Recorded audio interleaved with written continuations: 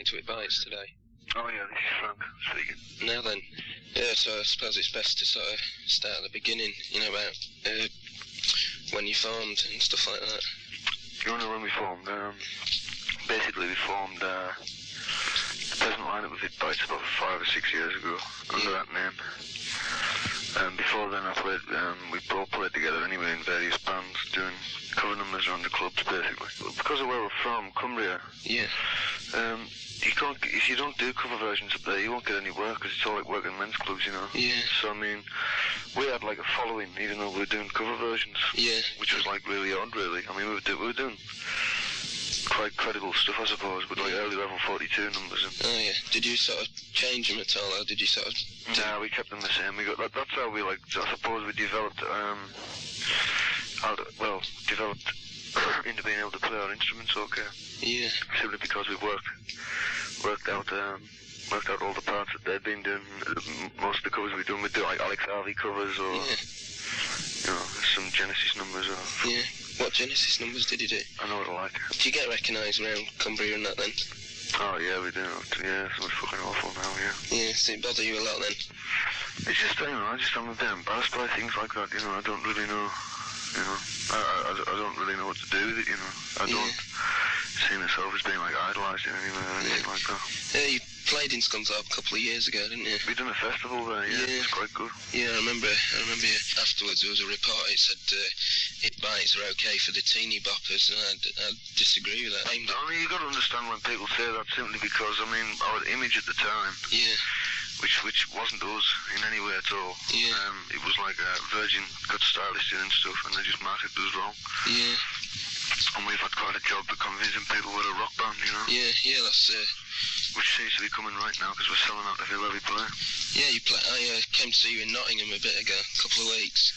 That was the first gig on the warm-up tour, wasn't it? Yeah, and I don't know if you could see from the stage, like there was a bit of trouble to the left. You know, like some real. Yeah, Dick got to hassle off them all night. Yeah, some people who hadn't really gone along to see you, they've gone along to cause hassle and they spoiled it for a lot of people. Yeah. It's always sort of, I've always wondered. You get that at colleges anyway, simply because, I mean, that's the whole thing about doing warm-up gigs, you don't really want your fans in there, you know. Yeah. You just want people who've never seen you before, so, like, if they don't like it, it doesn't fucking matter anyway. Yeah. But we're doing a warm-up gig at Uxbridge on Saturday and one in Wolverhampton on Monday, I think. Yeah, you're playing with Robert Plant, aren't you? Yeah, we're doing the Robert Plant tour, yeah. Yeah, you're doing a Tory round? Right after that. Just give me 1 sec, wait on, just 1 sec. Right. Oh. Now then. Yeah, is that to promote your album? No, it's basically just we want to get out and tour, you know, we're sick of fucking messing around with singles, we're just fucking bored stiff with the whole thing. Yeah, talking about singles, you know, it seems to me that stuff like The Old Man and the Angel, the 7-inch single seems like it, you know, after you've heard the 12-inch, it's terrible the way it's edited. You know, well, I mean, it doesn't do there's justice. not what you can do, you know, Virgin said they want to stick The Old Man and the Angel out as a single, we tried loads of edits and that was the only one we could do. Yeah, it just seems a shame because the full length thing's, you know, sounds a lot better. Same as Kiss Like Judas, a single, you know, I mean, if you, the sad fact is nowadays that if you don't have a disco beat or a disco sound, you'll be very fucking lucky to make the charts unless you do like smash hits and things like that, which we totally refuse to do. Yeah. Talking about, you know, beat and that, some of the beats, the time signature's really strange in your songs. Do you have to, you must have to concentrate, you know, really hard. Sometimes you do, it just like comes easy after a bit. Yeah. You know, once you learn it, it's a piece of, you know, there's one part in a song we do called Once Around the World, which is a great big long song at the end. Yeah. There's a part in that which is quite hard. Yeah. But apart from that, I mean, you can do them with your fucking eyes closed. It doesn't become hard after a while, you know. What we're trying to concentrate on now, you know, I'm getting a bit fed up with, you know, this like muso type of thing, you know. Yeah. I've always been more into melodic songs, you know. Yeah. And what we're trying to concentrate on now is improving the singing a great deal. Yeah. Because that's something we haven't really took well, I mean, we have practiced it and stuff, it's just that it's never been as important as the music. And now I think when we play live, we're going to go for a good show and good singing. Yeah. Because the music comes naturally anyway.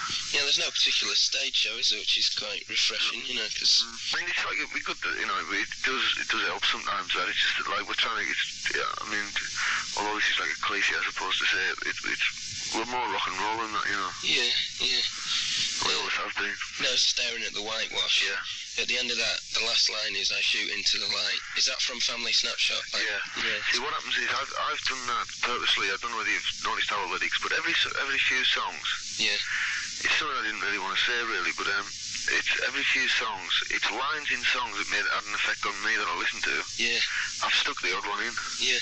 You know, purposely. Well, what it is at the end, when he says, I shoot into the light at the end, the Family Snapshot thing, that's when he's in the cell at the end. Yeah. It's about the assassination of President Kennedy. Yeah, yeah. And that's exactly the same on Staring at the Whitewash. He's in a cell at the end, and I just thought, what a nice, you know, it was like a line that I used to love, you know, I shoot into the light. Yeah. When you played at Nottingham, you sort of introduced it as a true story about someone in Cumbria. Just like a nutcase. Well, I mean, the second half of the story's made up, but the first half's true. Yeah.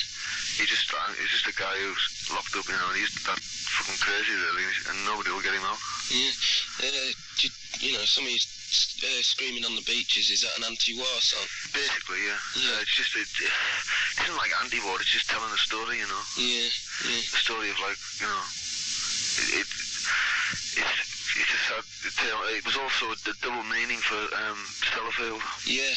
It was wrote as a war song, but it's just that I changed a few lines before we done the album because it could mean this thing about radiation as well. Yeah. It's been a long time since you released A Big Lad. Why is that, you know? And we're just not into, like, I mean, we could have released about 500, you know, every track as a single off that, you know, we're not into that. Yeah. All in Red was a single. Yeah. Heroes and All New World. Yeah. We could have released Cold Tide and Hungry, we could have released Screaming on the Beaches, the one that released Turn Me Loose, we could have released Never Go to Heaven, Eddie did. Yeah. I Want to Shout could have been a single. Yeah. What about there's like a little poem on the back, isn't there? And then I thought, oh, that must be the lyrics to like Big Lad. And then on the album, it's only like 30-second guitar thing.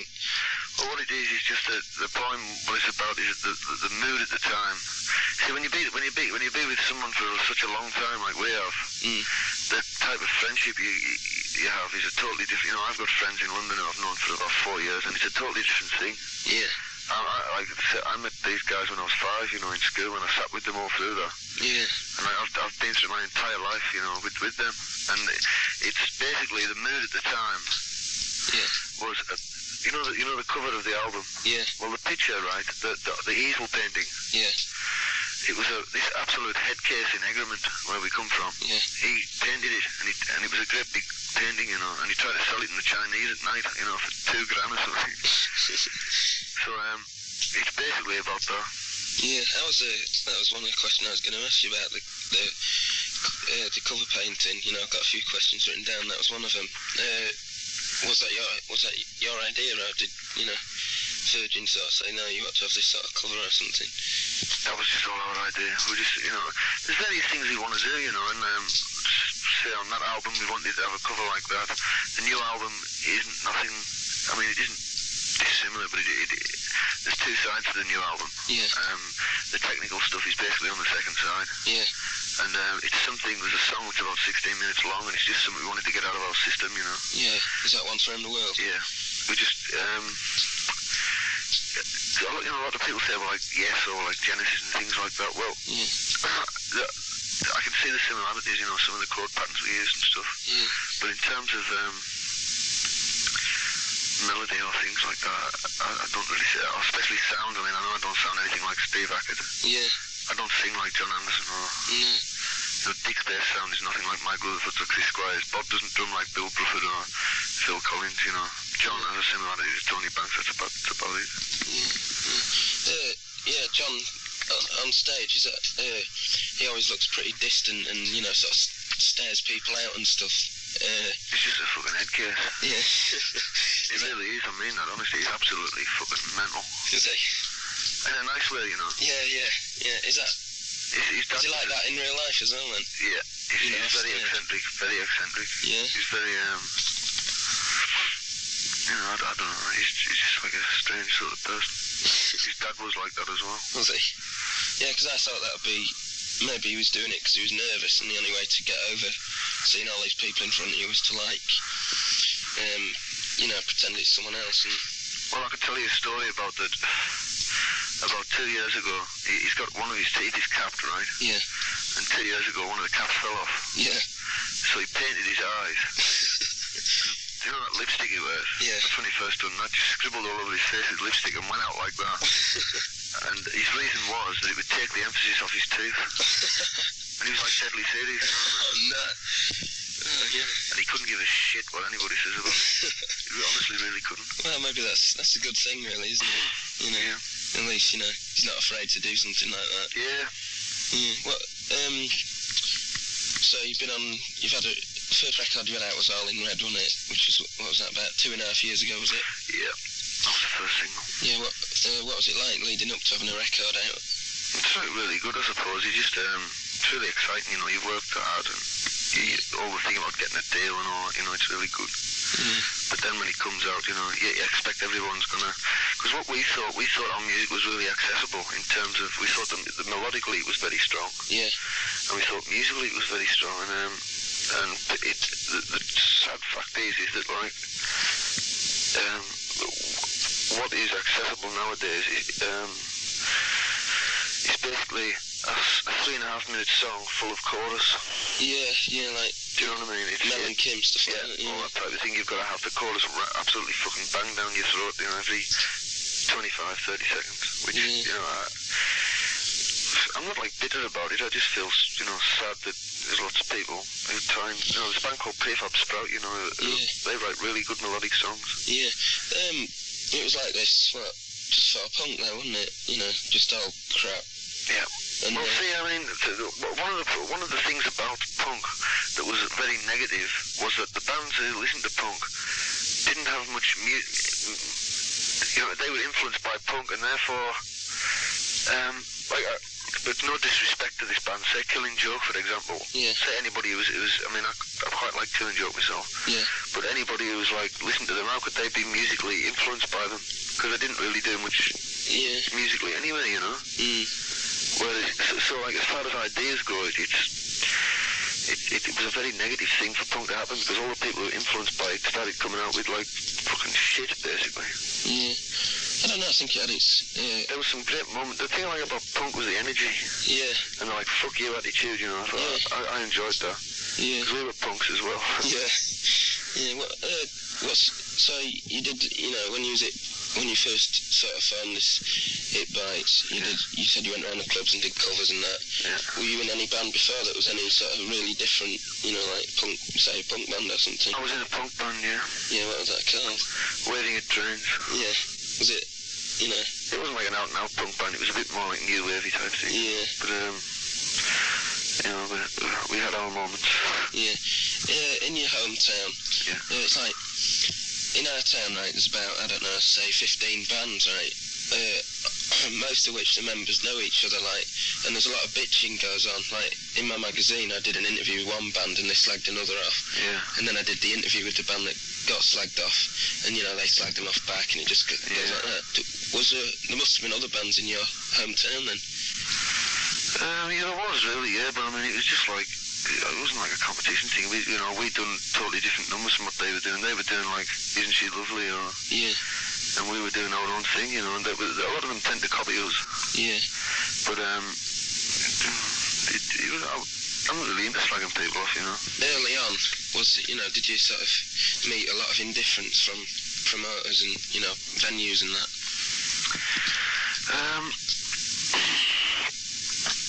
When we first started, the hardest thing up there is to get gigs when you first start off when you're so young, so we had to like ring up all the time.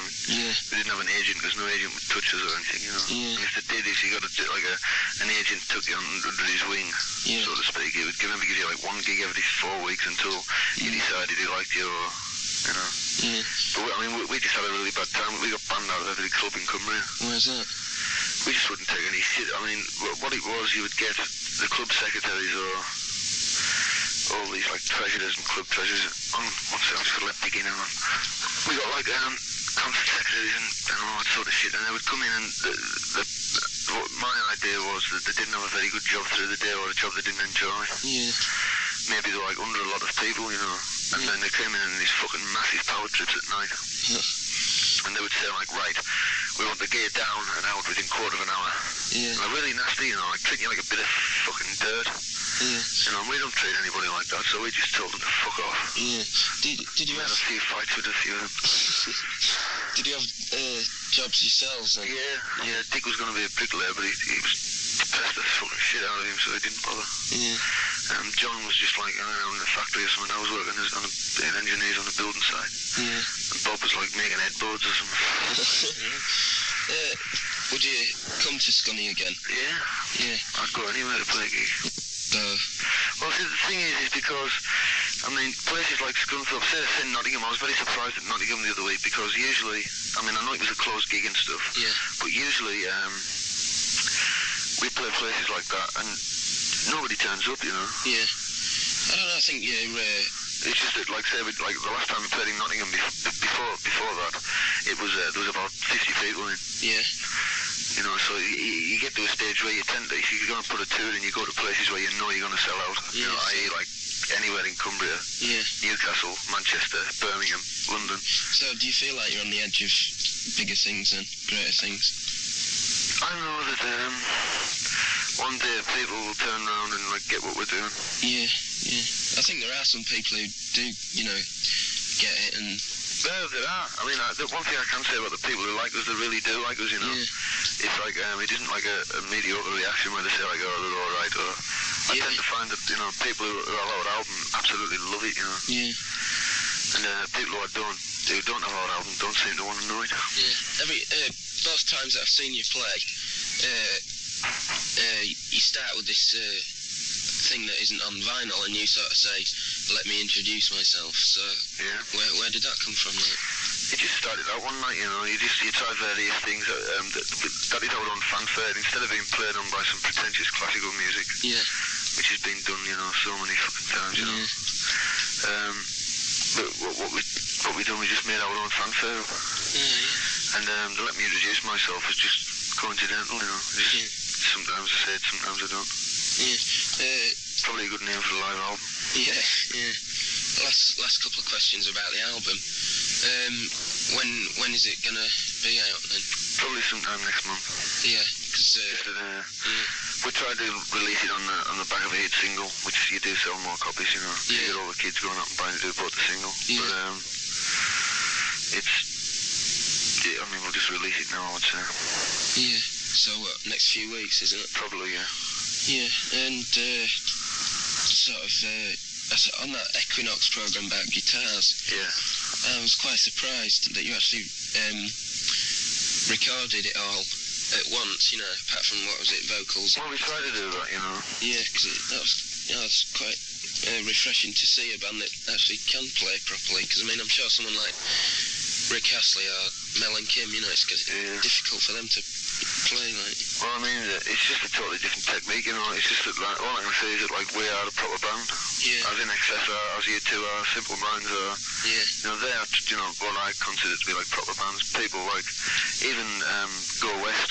Yeah. I mean, I don't think they're like a band, you know. no, They're just like a couple of like, you know, good songwriters, basically. yeah. Yeah, so, is it on your single album? Sorry? Is it just a single album, you know, it's not a... No, it isn't a double, no, it's just a single album, yeah. Yeah, how many tracks are on it? The track listing is, the first track is Midnight. Yeah, The second is Kiss Like Judas. yeah, The third is Yellow Christian. yeah, The fourth is Rosemary. yeah. The fifth and last track on the first side is called Black December, which was a B-side, but we revamped it because we liked it a lot. Oh, wow, yeah. The second side is Old Man and the Angel. Yeah, what is that, just like... On vinyl it'll be the 7-inch, on CD and cassette it's the full version. Oh, right, yeah.